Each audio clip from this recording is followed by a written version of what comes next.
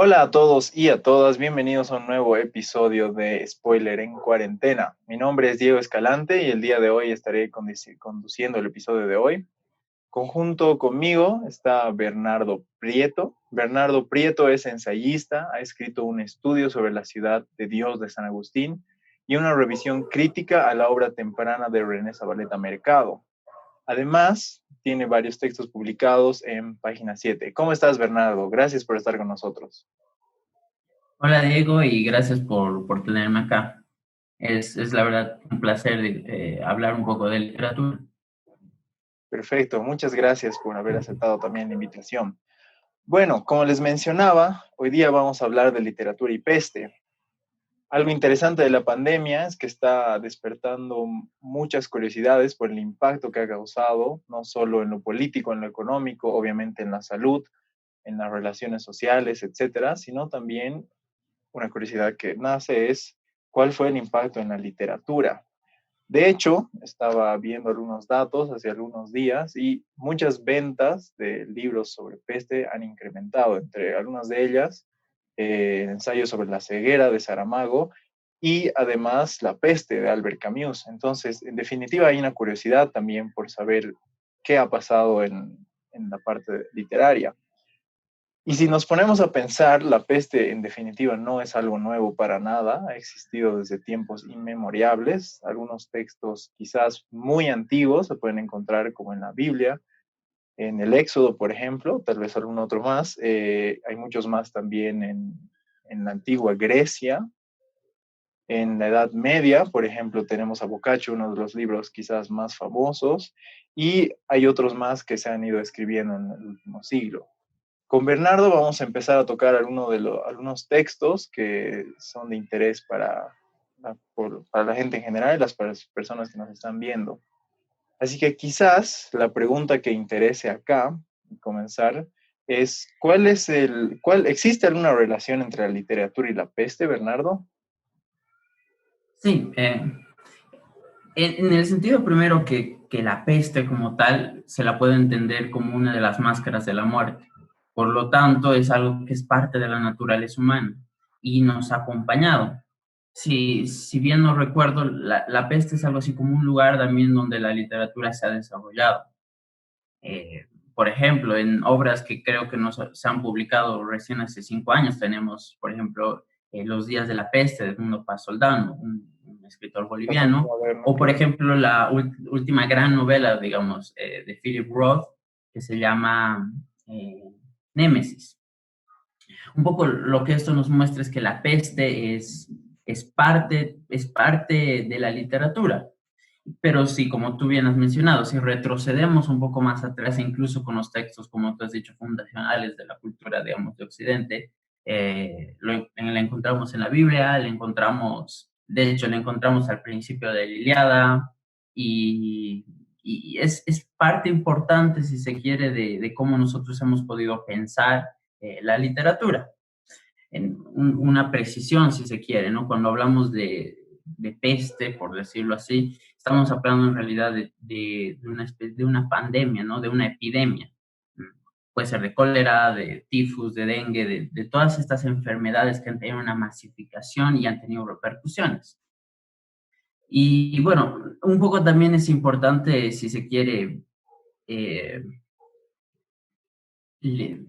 revisar toda esta literatura, porque a través de la literatura podemos conocer el presente que nosotros estamos viviendo. De alguna manera, la literatura, si se quiere, o el pasado, la tradición, tiene una sombra que llega hasta el presente y nos ayuda a entender mejor el futuro que estamos viviendo ahora. Sí, exactamente. Creo Mm, que la literatura tiene esa gran visión también de la gente que lo está viviendo, que puede ser tan real como también cómo la ven ellos y la interpretan, así como una parte ficcionada. Entonces, ¿qué te parece, Bernardo, si empezamos a hablar de algunos textos? ¿Qué textos se te vienen a la cabeza para empezar a hablar de peste y literatura? eh, el primero, claro, es la Ilíada, digamos, ¿no? La Ilíada va a comenzar justamente con una peste, que es una peste que está causada como un castigo porque se han robado a la hija del sacerdote del templo de Apolo. si no me equivoco, es Criseida. Bueno, y en este caso se le pide a Agamenón, que es la que le ha raptado, devolverla.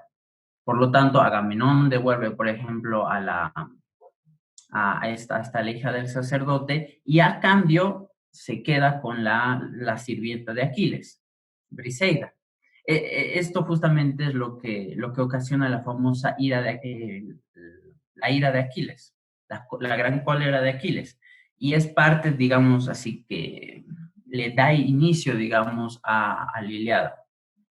Un texto interesante donde de nuevo lo que va a marcar, digamos, la concepción clásica, si se quiere, de peste es que la peste de alguna forma es un castigo de Dios. Claro, Otro texto importante. claro, sigue, sigue. No, y esa va a ser más o menos como la pauta.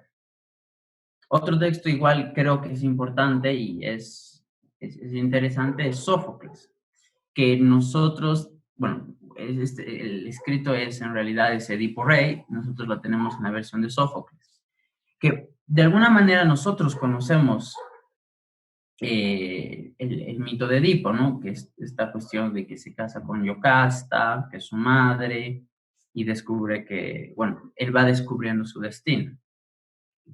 Pero, y este es un poco lo interesante cuando leemos la versión de Sófocles, es que el punto donde comienza, digamos, todo el drama es una peste que está invadiendo Tebas. ¿Y por qué está invadiendo esta peste Tebas? Es un castigo porque el asesino del anterior rey Layo se encuentra en la ciudad y hasta que esta persona no sea identificada y botada de la ciudad, la peste va a seguir existiendo, digamos, en la ciudad, en Tebas. Claro, algo que me llama la atención del texto que citas es que, bueno, Edipo Rey en realidad es una obra teatral, ¿no? ¿Por qué quizás algo que se pueda aclarar a los espectadores es qué tipo de textos estamos viendo? ¿Solo deberíamos ver literatura o por qué citas este texto? O quizás cuál es la visión de diferentes textos escritos y lo que acontece ahora, hablando de peste.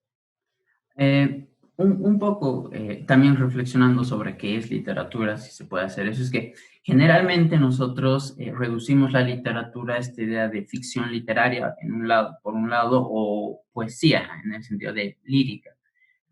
Pero la literatura, pero esta visión de hecho es de hecho una visión demasiado moderna. De algún modo la literatura podría entenderse como todo trabajo con el lenguaje, con la palabra. Y por lo tanto, de alguna manera nos estamos tomando la libertad de revisar tanto textos como, por ejemplo, textos teatrales, drama, que es de hecho un arte autónomo, digamos, y esto hay que entenderlo muy bien. Vamos a revisar crónica, vamos a revisar, digamos, algunos textos que son, si se quieren, históricos o mitológicos, bueno, dependiendo de cómo, a partir de qué tradición se la lea, en este caso la Biblia. Pero lo que nos permite leer estos diferentes tipos de textos es que entendemos que la literatura es un trabajo con la palabra, que además de alguna u otra forma nos puede revelar, tiene una carga de verdad. Y eso es lo más importante. Entonces, bueno, por eso hemos empezado con este, que es un poema épico, que es la Ilíada, y ahora nos estamos yendo, digamos, a esta obra de teatro. Claro, y bueno, algo que mencionabas, que es bastante interesante, quizás como dato, es el hecho de que o sea, los textos literarios tienen un hecho de verdad, por más de que tengan una trama quizás ficcionada o de fantasía. Y bueno, cuando Sófocles escribe Edipo Rey, también al mismo tiempo Tucídides escribía la historia de la guerra de Peloponeso, en el que también hablaba de la peste de Atenas que ocurre más o menos, según estábamos viendo, en el 430 antes de Cristo, ¿no? Entonces también llama la atención porque efectivamente la peste siempre estuvo aquí, está a lo largo de nuestra historia y también se encuentra retratada en textos. Sí. Lo interesante, y acabas de citar muy bien a Tucídides, es que, bueno, ambos con Sófocles van a entender que la peste es parte de la realidad humana, pero además, eh, y esto se lee virtualmente, digamos, en Sófocles, ¿no? Es la peste, es la peste la que invade la ciudad. Tucídides, que escribe en realidad la historia de la guerra del Peloponeso, tanto en su libro segundo como en su libro tercero van a dedicar algo así como una crónica súper cruda, súper, súper, muy, o sea, muy bien hecho, un trabajo de lenguaje que es extraordinario, sobre la gran peste de Atenas. Lo interesante en el caso de Tucídides es que nos va a mostrar quizá algo que pasa cuando la peste se descontrola. Y es que cuando la peste se descontrola es igual o tiene un valor similar al de una guerra civil. Es decir, dentro de la ciudad deja de existir la ley. Lo que un poco muestra las narraciones de Tucídides es justamente eso, cómo las personas dejan de tener miedo a la ley divina y a la ley humana porque saben que pueden morir pronto y por lo tanto empiezan a hacer lo que ellos quieran. Lo que ve Tucídides, además, es que la peste de algún modo u otro marca el fin de una era. De hecho, en una de las, digamos, de las segundas olas, si se quiere, de la peste, es esta mata Pericles, que es el gran, digamos, el gran gobernante de la democracia. Y a partir de eso se van a suceder una serie de tiranos que van a, digamos, estar en el puesto de Pericles. Un poco también la reflexión política muy importante de Tucídides es que después de la peste, y por la experiencia que deshace, digamos, los tejidos sociales y políticos de la misma ciudad, es que se le da paso a un gobierno, a un estado tiránico. Claro, eso Y en es, definitiva llama muchísimo la atención. Esta destrucción total del tejido social que obviamente se encuentra. Obviamente, en el texto de Tucídides es un texto histórico, ¿no? Es una crónica, pero pues igual se le encuentra en Sófocles, en Edipo Rey, y es bastante llamativo porque también nos llama a una comparación y contraste de lo que estamos viviendo ahora. Efectivamente hay una ruptura de todas las estructuras en las que vivimos, habitamos, económicas, sociales, etcétera, etcétera. Y también pues se encuentra reflejado en los textos antiguos, es algo que llama la atención de lo que mencionas. sí, y un poco también lo interesante de Tucídides, y un poco porque es el gran historiador de la guerra, digamos, tanto del éxtasis como del polemos, es decir, de la guerra civil como de la guerra con otras ciudades, es que podemos darnos cuenta de algo en el presente, y es que el vocabulario con el que se habla sobre de esta pandemia actual es justamente un vocabulario de guerra. Es decir, es el enemigo Exactamente. interno que está en las calles, esta es una batalla contra el coronavirus, esta es una guerra que tenemos que ganar. Un poco al utilizar este lenguaje de batalla estamos volviendo a esta gran observación de Tucídides, que de algún modo va a equiparar el éxtasis, es decir, la guerra civil en la ciudad, en Grecia, con los efectos de la peste, porque ambas, tanto la éxtasis como la peste, matan a sus ciudadanos. Un poco después, y esto es haciendo una traslación, este texto de Tucídides como tal va a ser súper importante para la teoría política, en especial para Hobbes, que es de hecho uno de sus primeros traductores al inglés. Y él va a pensar de algún modo el famoso estado de la naturaleza en relación a la éxtasis griega, pero también a la gran peste. Quizás Poco y una pregunta termino. que me surge con lo que estás hablando es, ¿cuál era el entendimiento de los griegos de la peste? Porque obviamente en Edipo Rey es, quizás tiene dos lecturas, ¿no? Así como actitudes que puede tener el rey Edipo, o sea, cosas, hechos que quizás merman las cuestiones morales que se van a hacer en la época, pero también, o sea, es como un castigo, ¿no? Como lo mencionaba Sófocles, las mujeres no están siendo fértiles, se mueren los plantíos, etcétera. Entonces, ¿cuál es tu percepción de los griegos acerca de quizás de la simbología de la peste?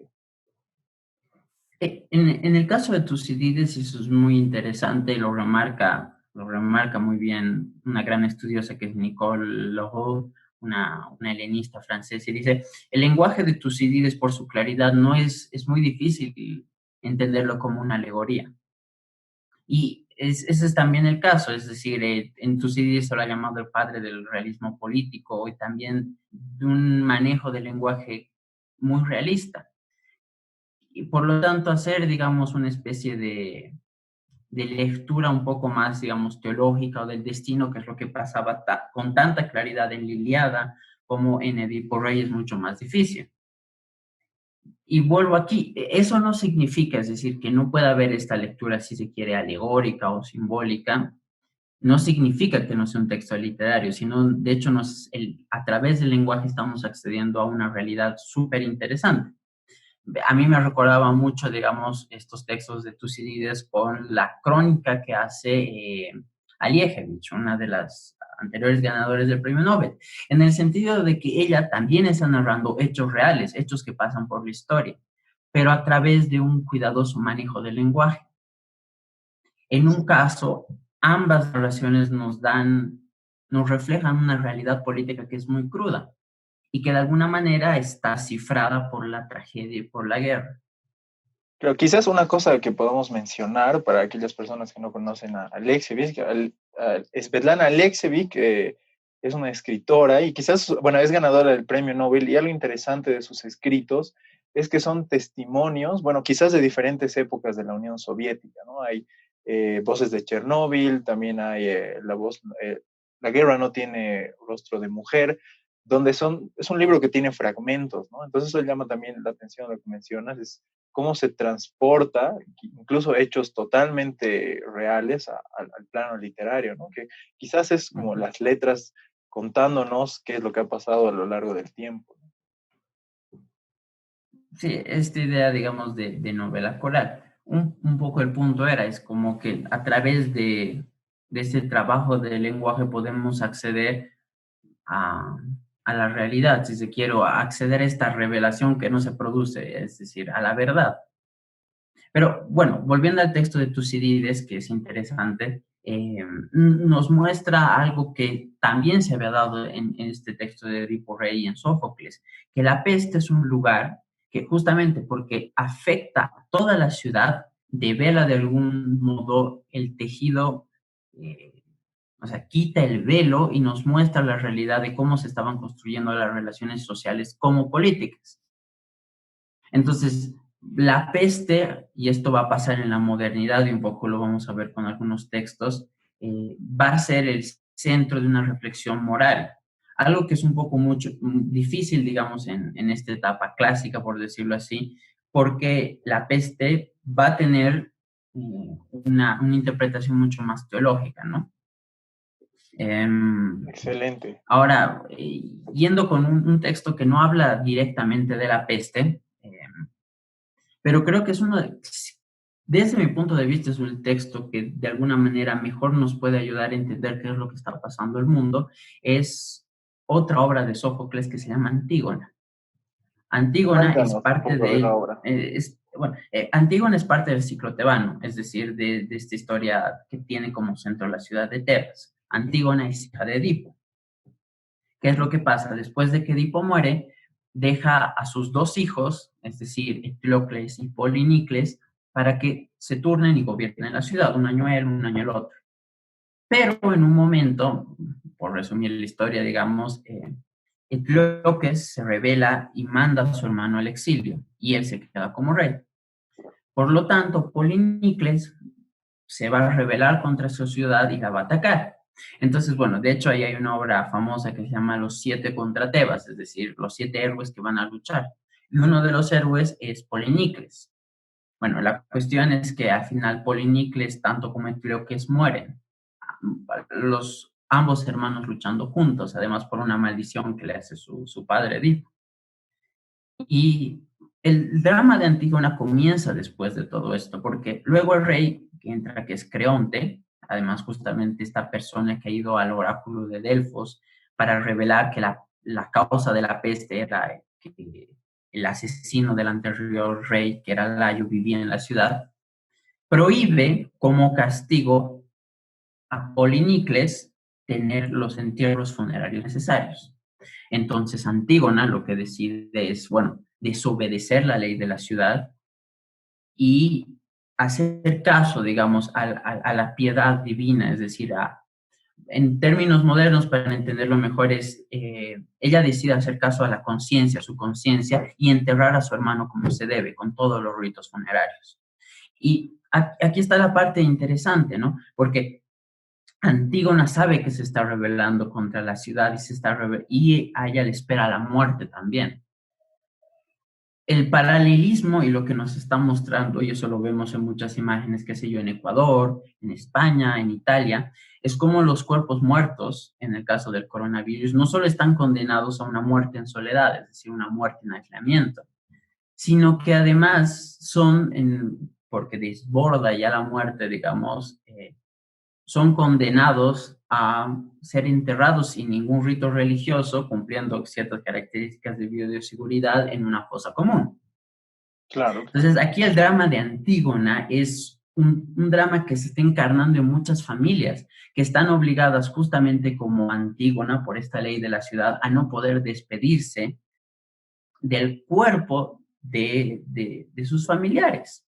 Y aquí, bueno, en Antígona claramente sus preocupaciones religiosas son evidentes.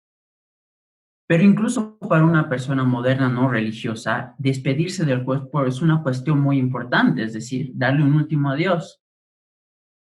Y hablando un poco también, ¿no?, de esta cuestión, por ejemplo, me acordaba que en 100 años de soledad, por ejemplo, el pueblo no se funda hasta que tiene su primer muerto.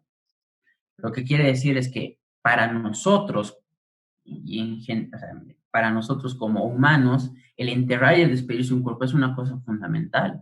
Y al drama que están viviendo o han vivido muchas familias que no se pueden despedir propiamente del cuerpo de esta persona que han amado con todo su corazón, es el drama de Antígona, reencarnado.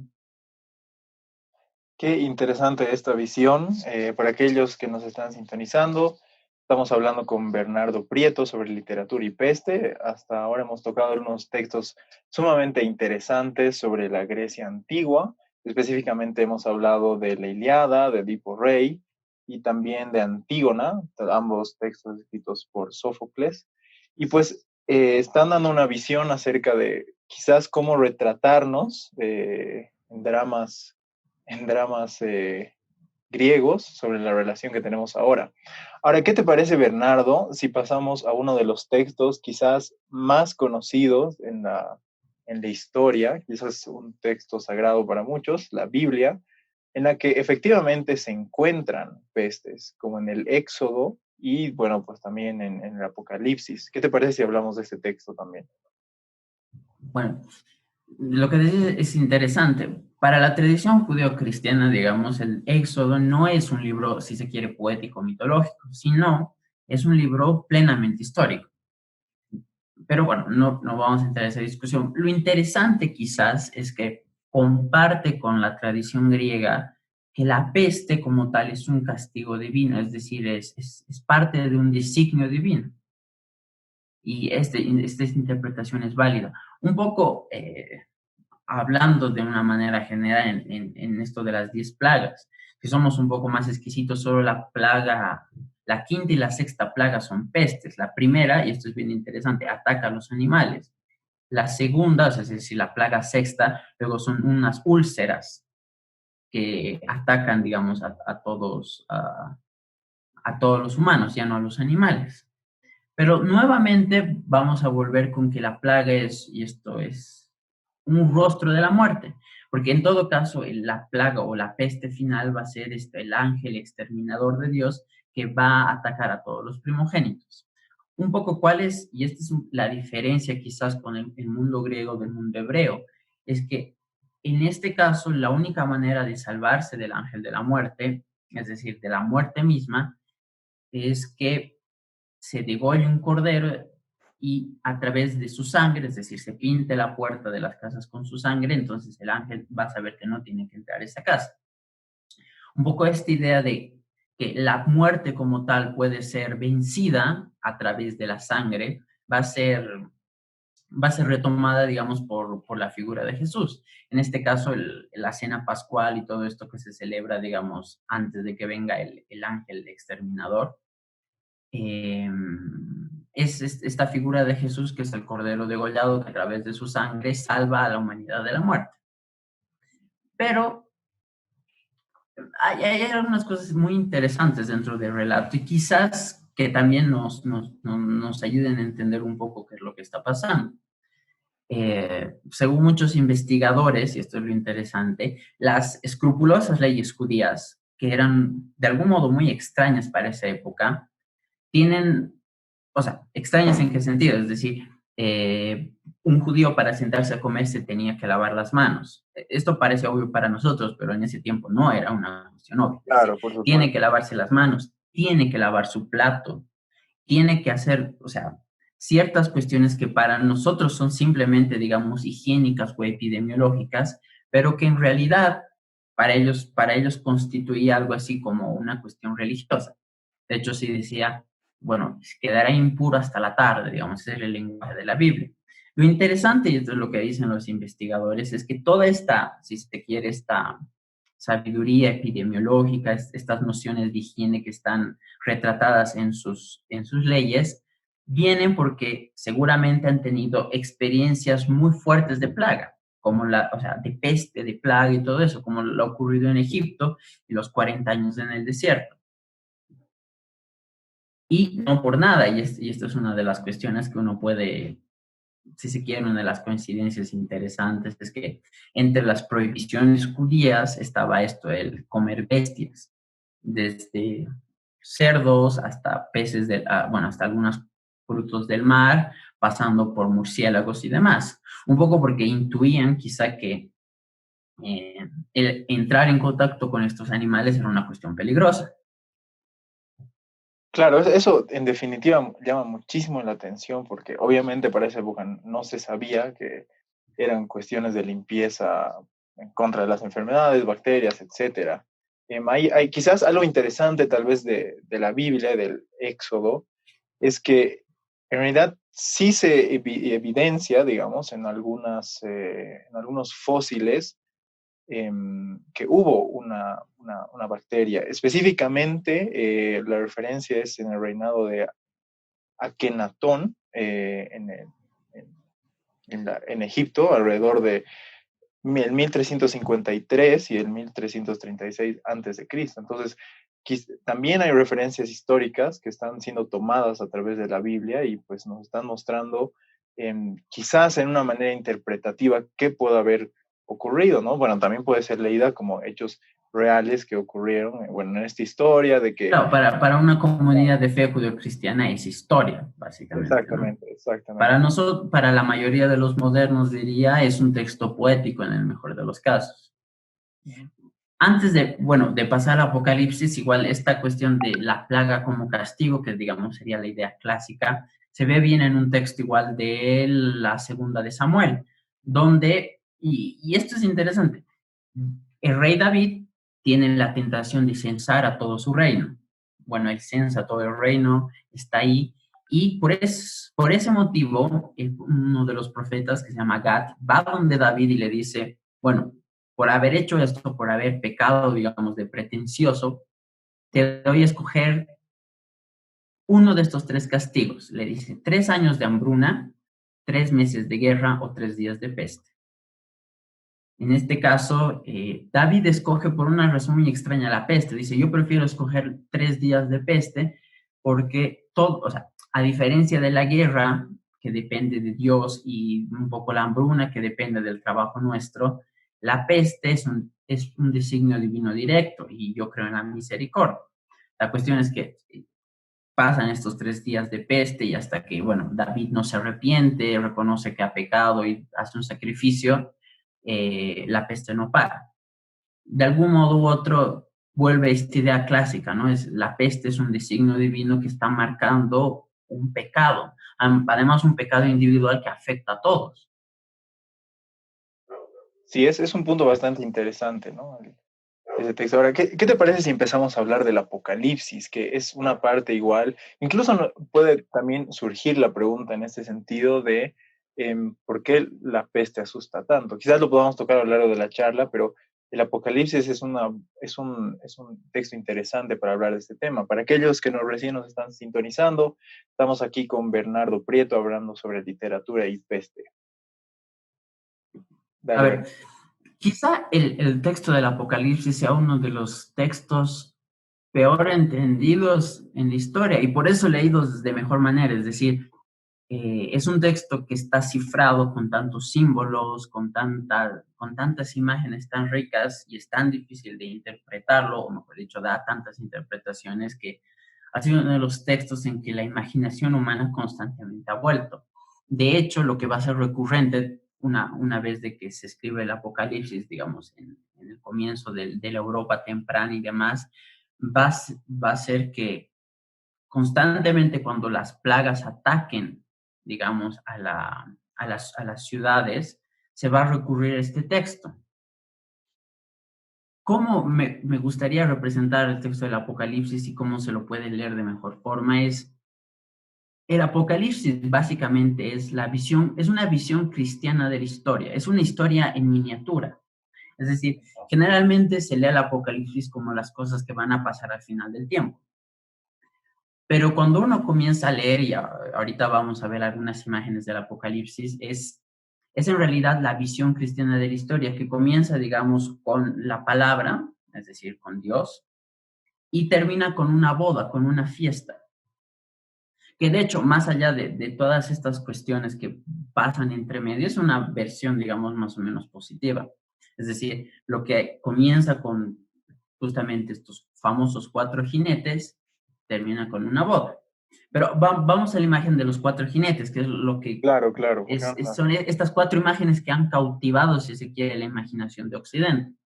El primero es un jinete blanco que tiene, si no me equivoco, un arco y se le da una corona de vencedor. Este jinete, que más o menos con el que comienza la historia, ha sido identificado en la tradición como Jesús mismo, es decir, como la palabra, como el logos. uh-huh. De hecho, los tratadistas medievales, poetas medievales, van a utilizar esta metáfora para hablar del encabalgamiento, pero bueno. Y luego de que, digamos, este caballo blanco inaugura la historia, le siguen tres caballos. El primer caballo que le sigue es un caballo rojo, que va a representar la guerra. El otro, justamente un caballo negro, que va a representar la hambruna. Y el otro, el famoso caballo amarillo, que entre otras cosas, además de representar, digamos, la muerte misma, va a representar a la peste. Y aquí volvemos con esta idea que la habíamos visto muy claro en David, es decir, estos tres caballos son justamente la hambruna, la guerra y la peste, que de algún modo, una vez que, digamos, Cristo, por decirlo así, este caballo blanco inaugura la historia, los otros caballos van siguiendo. Y justamente estas pestes, tanto la hambruna como la guerra, como la hambruna, la guerra y, bueno, no van a abandonar la historia del hombre. Un poco por eso, cuando las personas han leído en el transcurso de la historia el Apocalipsis, han creído descifrar en situaciones dramáticas que estaba viendo este cumplimiento. Una lectura más atenta si se quiere, o más ligada siquiera a la interpretación judeocristiana, nos dice que en realidad el Apocalipsis es una descripción global de la historia, además desde el punto de vista de Dios. ¿Qué quiere decir eso? Que las imágenes que vemos en el Apocalipsis, las cuales leemos, no están necesariamente ordenadas cronológicamente desde nuestro punto de vista, sino, como se dice en el Apocalipsis, desde el punto de vista de Dios, para el cual todas las cosas son contemporáneas. Qué interesante análisis de la Biblia que estamos viendo. Yo creo que es un texto que muchísima gente lo conoce y quizás llama mucho también la atención, que se puede dar una relectura a través de la situación en la que estamos pasando. Ahora, ¿qué tal si avanzamos un poco más en el tiempo? Hemos estado hablando de los griegos, hemos hablado de la Biblia y quizás alguno de los tiempos más importantes que ahora recién nos estamos empezando a recordar es pues la Edad Media, específicamente la peste negra. Quizás bueno, es una de las épocas más funestas quizás para Europa, porque Rusia, desde Mongolia que comienza, y evidentemente a raíz de que empieza a cundir la pandemia alrededor del mundo, nos empecemos a retratar quizás en otros momentos históricos para intentar entendernos. La peste obviamente tenía que haber surgido en algún momento en el que nos está retratando también quizás en el extremo de lo que estamos viviendo ahora. Obviamente no se asemeja en lo más mínimo, pero también es interesante leer la parte histórica y literaria de la peste negra. ¿Qué te parece entonces, Bernardo, si hablamos de unos textos sobre la Edad Media y peste? De hecho, como lo retratabas bien, un poco la gran peste negra del año 1300, sí, se va a dar, digamos, al final de toda esta era que nosotros llamamos la Edad Media. Y un poco es, si se quiere ver históricamente, es el puente que nos abre el Renacimiento. Lo interesante de la Edad Media, y es un poco lo que se va a percibir de alguna forma, es que en la peste como tal va a invadir todos los campos de la literatura, en el sentido de que va a haber menciones sobre la peste, va a haber crónicas directas, pero aquí es uno de los textos más interesantes. Un poco hemos evaluado algunos textos, digamos, si se quiere, que hablan sobre la peste, pero justamente el texto más citado en estos días que se ha revisado la literatura es el de Camerón. Y el de Camerón, aunque está inscrito digamos, en esta tragedia de la peste en Italia, de hecho es un texto muy alegre. El Quizás contexto es demos básicamente, una pequeña introducción al claro, texto a ti, el ¿no? contexto básicamente es este, ¿no? El de Camerón se llama de Camerón porque son siete mujeres y tres hombres que escapan nuevamente, fíjense, escapan de la ciudad a un lugar en el campo para aislarse de la peste. Los jóvenes se aíslan y una vez que están ahí encerrados deciden contarse historias, un poco para escapar de lo que estaba pasando. La primera gran similitud que vemos, y esto es muy interesante, es que justamente nosotros también, digamos que hemos decidido más o menos obligatoriamente escaparnos de las pestes. Al igual que estos 10 jóvenes, nos escapamos a la ficción, es decir, al contar historias para un poco darle sentido a lo que está pasando. Y cuando quiero decir eso, es decir, vemos películas, vemos series, en el caso leemos libros, interactuamos más allá del encierro en el que vivimos. Hasta si se quiere ver, ¿no? El hecho de ver TikToks, cuando hay TikToks súper creativos, son muy poéticos en el sentido de también te están narrando una historia, están haciendo parodias, están haciendo cosas súper interesantes. Lo que nos está diciendo el de Camerón es que en estos momentos de encierro, una de las cosas más sanas es justamente recordar, si se quiere, la vida que teníamos. Este libro, además de Boccaccio, es una sátira muy interesante, igual a todo lo, si se quiere, a toda representación de la Iglesia Católica. Entonces, de hecho, gran parte de los textos van a estar dedicados a burlarse de la Iglesia y a denunciar, digamos, el estado en el que estaba. Es un texto, y esto es lo interesante, a diferencia de muchos que están alrededor de la peste, es un texto bastante alegre. Llama la atención que sea bastante alegre, a pesar de quizás el episodio más oscuro y terrible de la historia de las pestes y de la humanidad.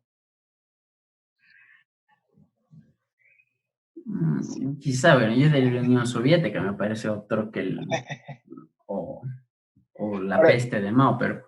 quizás algo que me llamaba la atención de lo que decías, Uh entre medio, y que quizás sea interesante anotarlo, es que, pues específicamente hoy en día estamos viviendo quizás también una forma propia literaria de nuestro contexto. Habías mencionado los TikToks, que pueden ser una forma poética en la que nosotros actuamos, pero evidentemente digamos que la sociedad también ha encontrado espacios para traslapar, digamos, la situación en la que viven. O sea, si hablamos, por ejemplo, de la Mesopotamia, hace mucho tiempo tenemos los textos cuneiformes, que son las primeras formas de escritura que se tienen, y también era una forma de retrato de su realidad. Obviamente después se va evolucionando con los pergaminos, etcétera, quizás la mejor manera es el papel, pero pues ahora terminamos en un espacio donde también estamos traduciendo algunas de nuestras actividades en formatos que tenemos ahora, que pueden ser los videos, que cada vez son más fáciles y la gente los hace, pero es algo que me llamaba la atención y lo pongo entre paréntesis, pues quizás cuando vean la peste, bueno, la pandemia del COVID, empiecen a releer estas formas propias que tenemos nosotros de retratarnos. Claro, alguien dirá, es más bonito que alguien escriba un poema, una historia, una buena novela sobre el COVID para entendernos, pero también son formas que tenemos para retratarnos. Sí, y un poco esta es la reflexión y también hablando un poco también de la importancia de la literatura, es decir, necesitamos historias, necesitamos esta cuestión, esta relación directa con la palabra también para entender qué es lo que nos está pasando. Quizás si no tuviéramos estos elementos de ficción o incluso una persona con la cual hablar o un libro con el cual dialogar, uno enloquecería rápidamente, digamos. Pero un Claro. poco este es lo interesante del Decameron. Repito un poco la idea, es decir, la peste va a ser tan grande y tan fatal que hasta va a haber menciones mínimas en diarios, en crónicas, en obras de teatro, incluso un poco volviendo al ámbito italiano, es decir, la peste va a matar al gran amor de Petrarca, que se llama Laura, y el cancionero va a estar dedicado justamente a su memoria, el famoso cancionero de Petrarca. Es decir, la peste va a ser un evento tal si se quiere, en la Europa, en la Europa, digamos, de finales de la Edad Media, que va a calar absolutamente en todos los textos que se vayan a escribir. Sí, quizás igual otro de los textos bastante famosos escritos en la epidemia de Londres son los diarios de Samuel Pepys. No sé si quizás lo he castellanizado mucho, pero es un texto bastante interesante, igual que se habla de esta epidemia entre 1633 y 1703, ¿no? Y quizás son formas recurrentes que está encontrando la gente y quizás esto mismo, ¿no? Cómo dialogar con lo que está pasando, no solo un libro, sino escribirlo tú mismo, y que al final terminan siendo obras artísticas. Sí, bueno, justamente este diario va a inspirar luego al el diario del año de una peste de Defoe. Y claramente lo interesante de Defoe, que toma la mayoría de sus elementos, si se quiere, cronísticos de este diario, es que va a construir una historia donde poco a poco se ve, digamos, de una manera muy realista, con o sea, con unas imágenes muy, muy palpables, por utilizar una palabra, cómo la peste va carcomiendo toda la ciudad. Un hecho histórico muy interesante es que después de esta gran peste va a venir luego el gran incendio de Londres, es decir, después de una no viene un tiempo mejor. Pero una novela contemporánea, si se quiere, o en el sentido cronológico que es tal vez una de las historias más lindas y uno de los libros más famosos en Italia igual, es Los Esposos, de Manzoni, que es una peste que sucede también en la famosa peste de Milán de 1630, que antecede un poco justamente a la peste de Londres. La historia de Manzoni es básicamente una gran historia de amor entre Renzo y Lucía, y donde al final, en los últimos capítulos, creo que desde el capítulo 36, se comienza a narrar, digamos, la gran peste de Milán. Eh, aquí la historia, digamos, si se quiere, la historia de amor, digamos, se traslada a la peste.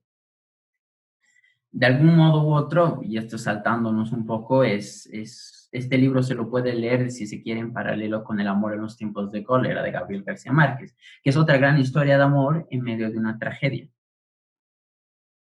Claro, sí, sería interesante darle una revisada a esos. Y justamente lo que te quería pedir ahora es, ¿por qué no hablamos de los textos más modernos que se han escrito acerca de las pestes? Quizás en el siglo XX, donde obviamente la literatura empieza a abundar mucho más, hay más acceso y escribe más cosas, encontramos textos fundamentales. Al principio de este spoiler en cuarentena, mencionado algunos como el ensayo de la ceguera de Saramago, y también Camus, ¿no? La peste de Camus. Pero ¿qué te parece si entramos en esta etapa un poco más moderna de algunos textos que podamos hablar y que también la gente esté interesada en leernos? Y obviamente, cuando empezamos a tocar este tipo de textos, también van a nacer otro tipo de nociones de la interpretación de la misma peste. Porque si bien en el Éxodo, en la Biblia, en el Apocalipsis, teníamos pestes en la Grecia de cuando habitaba Sófocles, etcétera, Homero, cuando también escribía la Ilíada, hay una forma interpretativa de estas pestes. Para aquellos que nos están sintonizando ahora, estamos con Bernardo Prieto hablando sobre literatura y peste. Vamos contigo, Bernardo. Sí, un poco antes de hacer este salto, digamos, a una literatura más moderna. Claro. En el caso del diario de una peste de Defoe, narran cómo estos empiezan a marcar, si se quiere, las casas de la gente que estaba infectada para detectarlas. De algún modo, aunque ya hay nociones, si se quiere, un poco más, porque la misma medicina se desarrolla, la peste deja de tener poco a poco su raigambre propiamente teológica y comienza a, en realidad, a abrir un espacio, si se quiere, para una reflexión moral. De hecho, junto, bueno, con esta novela de Manzoni que mencionaba, hay una novela súper importante que él la pone como un apéndice, pero que al final nunca se publica con esta, que se llama La columna infame, que es una novela de algún modo aburrida, porque lo que trata es en términos muy una discusión de leyes, es decir, se citan autores antiguos y bla, bla, bla, pero es justamente en esta misma peste de Milán, se acusa falsamente a unos hombres de hacer un engrudo con el que van a un engrudo lleno de peste con el que van a infectar toda la ciudad. En ese momento la gente está tan desesperada y las autoridades tienen, o sea, tienen una necesidad de complacer tanto al pueblo que los acusan falsamente y que no solo eso, sino que utilizan la tortura como medio para extraerles la verdad. En este caso se llama la columna infame porque una vez que han sido muertos, las casas de estas personas son derruidas y se pone una columna para recordar eh, su crimen, que de algún modo es un pasito más de esto, de marcar las casas de los infectados que nos cuenta el diario del año de la peste de Defoe. Pero como tú bien has dicho, y un poco entrando más a literatura contemporánea, este va a ser el gran paso, si se quiere, vamos a ver algunas diferencias, es decir, la, la, la, la interpretación, si se quiere, teológica, digamos, va a dejar de lado por una cuestión más moral, es decir, la peste lo que va a hacer es develar cómo se dan o cómo se están dando tanto las relaciones sociales y políticas. Un punto aparte, y si se quiere, haciendo este gran salto, es que la idea de peste nuevamente va a tener, si se quiere, o va a entrar, si se quiere, de nuevo de moda en la imaginación romántica. Es decir, hay, empezando desde Allan Poe, por ejemplo, Marcel Schott tiene tiene unos cuentos dedicados a la peste, igual que Poe, o si se quiere, o parte de esta imaginación, digamos, del final del siglo XIX, donde en este caso la peste, y por qué digo romántica, es que van a ser parte ya de una cuestión más de, si se quiere, una alegoría, una cuestión entre terror y misterio. Un poco también esa es la noción que ha heredado, si se quiere, el cine. Pero bueno, me mencionabas de algunas obras más No. modernas. Y creo que está igual bastantes personas empezaron a buscar algunos cuentos justamente de Edgar Allan Poe donde se hablaba de peste. Entonces, pues también si están interesados, creo que es una lectura interesante que se los puede hacer pasando después de la Edad Media. Y sí, yo te preguntaba sobre los textos del siglo XX, que son textos actuales. Obviamente hay textos un poco más modernos, como el de Edmundo Paz Soldán, que habla sobre la peste, escrito hace muy poco, bueno, hace quizás en los últimos, no sé, 10 años. Pero sí, ¿qué te parece si hablamos de esos textos? Yeah. Claro, los más famosos, si se quiere, en el siglo XX son justamente la peste de Albert Camus, el ensayo a la ceguera y La muerte en Venecia de Thomas Mann. Un poco, y esto es lo que decía, ¿no?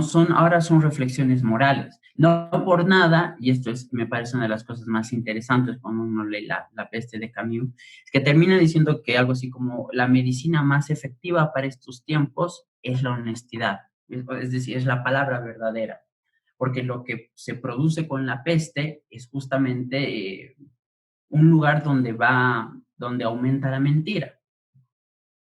Pero aquí volviendo si se quiere, a una observación que me parece importante hacerla.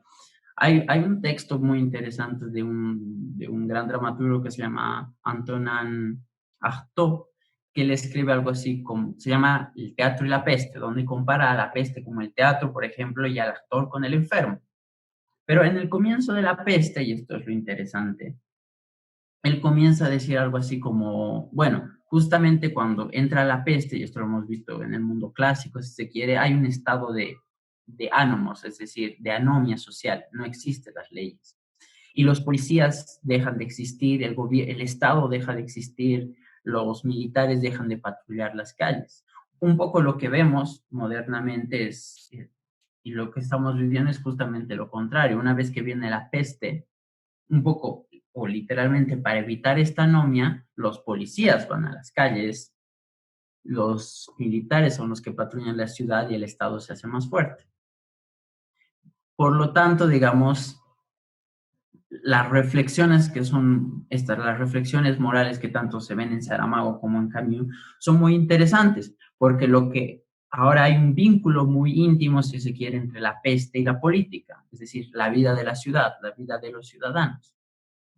Claro, y algo que me llama la atención de la forma en la que se interpreta es esta cuestión moral. De hecho, pues Saramago, cuando habla sobre el ensayo de la ceguera, él menciona que esta ceguera blanca, lechosa, que empieza a cundir como una enfermedad por todas las personas, obviamente la historia se centra en las primeras personas que tienen esta enfermedad y luego son trasladados a un manicomio, es justamente hablar como si fuera una metáfora, esta peste, sobre la crueldad, que era una forma, o sea, es una forma interesante porque cuando vas leyendo la novela, empiezas a entrar en este juego de cada vez cosas más pesadas, más terribles, que empiezan a surgir dentro de, de este grupo sin ley, donde ellos mismos empiezan a crear su forma y sus propias formas de hacer las cosas, ¿no?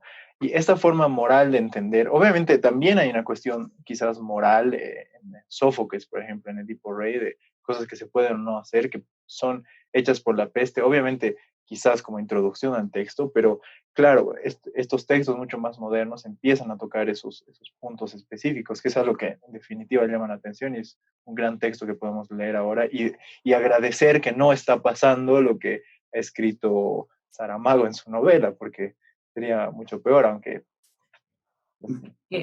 Bueno, eso es lo interesante de Saramago, digamos. Saramago tiene una obra quizás que se caracteriza por ser de algún modo satírica de la tradición judeocristiana. Tú hablas bien de esa ceguera lechosa. Algunos críticos hablaban de que esto era una clara referencia a la ceguera de San Pablo, que ve la luz de Cristo.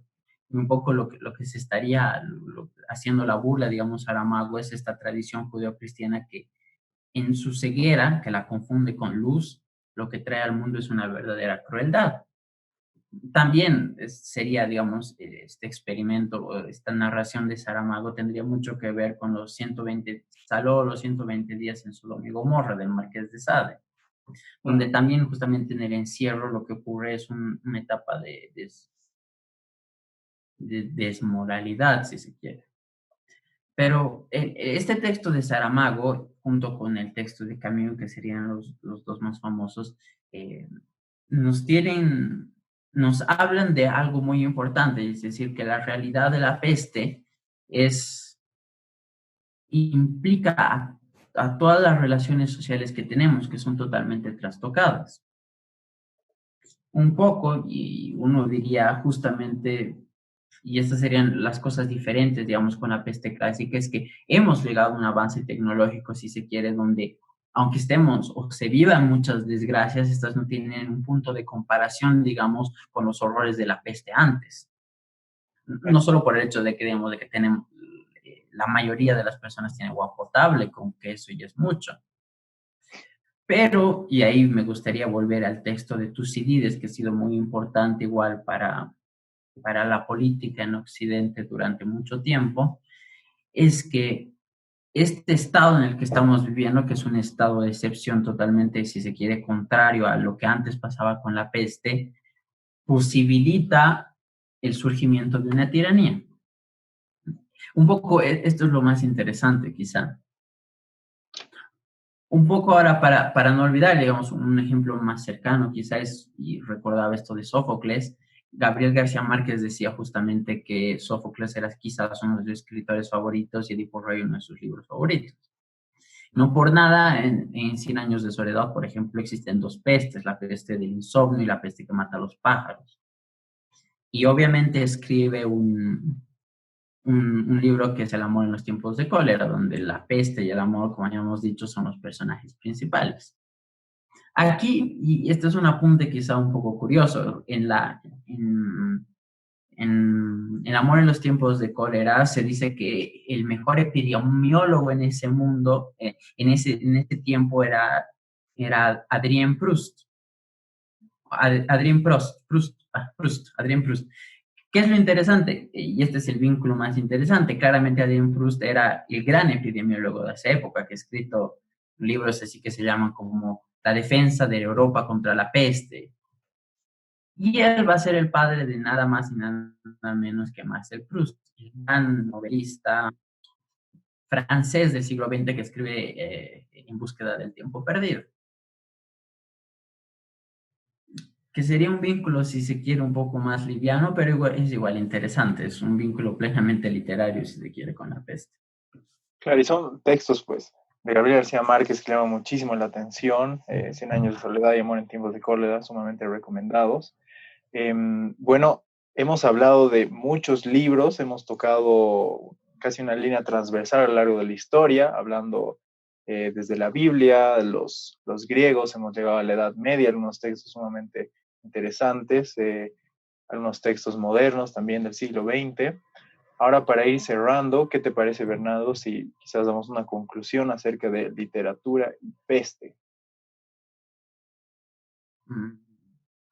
Quizá un poco la intención de esta charla es que generalmente es hacer una invitación a la lectura.